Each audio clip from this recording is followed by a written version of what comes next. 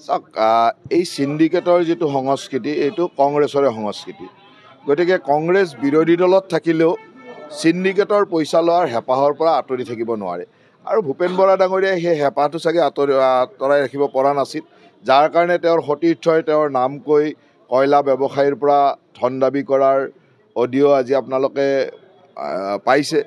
আৰু মই ভাবোঁ যে এইটো কোনো নতুন কথা নহয় এইটো চাগে লৈ থাকে কাৰণে ওলাইছে গতিকে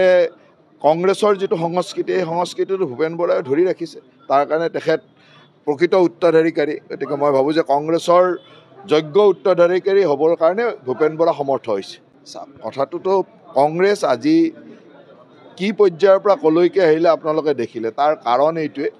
যে এটা পৰিয়ালৰ ওচৰত সমৰ্পণ কৰি গোটেই ৰাষ্ট্ৰখনকে সমৰ্পণ কৰি পেলাইছে জাতিক সমৰ্পণ কৰে কোনো ৰাষ্ট্ৰৰ স্বাৰ্থৰ কথা নকয় মাত্ৰ এটা পৰিয়ালৰ স্বাৰ্থৰ কথা কয় আৰু ঠিক তেনেদৰে কংগ্ৰেছে ভাৰতবৰ্ষত যিমান অপসংস্কৃতি আছিল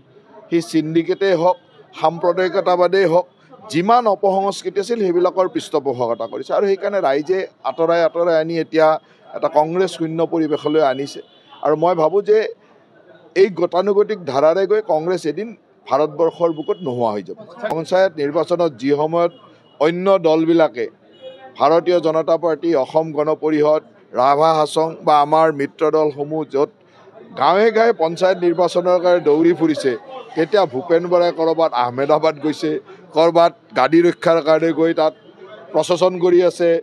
জিলা সভাপতিক লৈ প্ৰচেছন কৰি আছে গতিকে এনেকৈ থাকিলেতো কংগ্ৰেছ শূন্যই হ'ব গতিকে কংগ্ৰেছ শূন্য হোৱাটো মোটামুটিকৈ আগতীয়াকৈ গম পোৱা হৈছে কেৱল আপোনালোকে মই ৰাভা হাছঙতো কৈছিলোঁ যে তেওঁ ৰাভা হাছঙৰ ইলেকশ্যনৰ সময়ত তেওঁলোকৰ প্ৰভাৰী তেওঁলোক বাহিৰত ঘূৰি ফুৰিছে আৰু সেই সময়ত তেওঁলোকৰ মাজৰ এজনে মোক কৈছিলে যে আমি হাৰিলে কি ক'ম তাৰ কাৰণে ৰেডি কৰি আছোঁ তাৰমানে তেওঁলোকে স্ক্ৰিপ্ট বনাই আছে পঞ্চায়ত নিৰ্বাচনৰ স্ক্ৰিপ্টটো এতিয়াৰ পৰা বনাই আছে যে হাৰিলে তেওঁলোকে কি ক'ব স্ক্ৰিপ্টটো বনি আছে সিমানেই অগপ আৰু ভাৰতীয় জনতা পাৰ্টি বা ৰাভা হাছং বা অন্যান্য যি আমাৰ গণশক্তি এই মিত্ৰ দলসমূহ আছে সকলোৱে NDA হিচাপে এইবাৰ নিৰ্বাচন খেলাৰ পৰিকল্পনা কৰিছোঁ আৰু মই ভাবোঁ যে NDA হিচাপে যেতিয়া পঞ্চায়তৰ নিৰ্বাচন খেলিম আমাৰ বিগত দিনৰ যিটো শক্তি আছিল তাতকৈ বহুত বেছি বৃদ্ধি হ'ব গতিকে বিগত দিনতে আমি গোটেই অসমৰ পঞ্চায়তৰ সৰহসংখ্যক বা জিলা পৰিষদ আঞ্চলিক পঞ্চায়ত সৰহসংখ্যকে আমাৰ দখলত আছিল এইবাৰ পঞ্চায়তত যিহেতু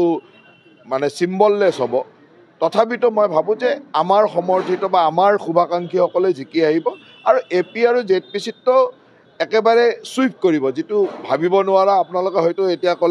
ক'ব যে বিজেপিয়ে বহুত বেছিকৈ কৈ দিলে সেইকাৰণে মই সংখ্যা নকওঁ কিন্তু তিনিওটা দলৰ মিত্ৰতাই বা আমাৰ যি ৰাষ্ট্ৰীয় গণতান্ত্ৰিক মৰ্চা হিচাপে যেতিয়া তৃণমূল পৰ্যায়ৰ নিৰ্বাচন খেলাৰ সিদ্ধান্ত লৈছোঁ এই সিদ্ধান্তই আমাৰ যোৱাবাৰতকৈ বহু বেছি শক্তি বৃদ্ধি কৰিব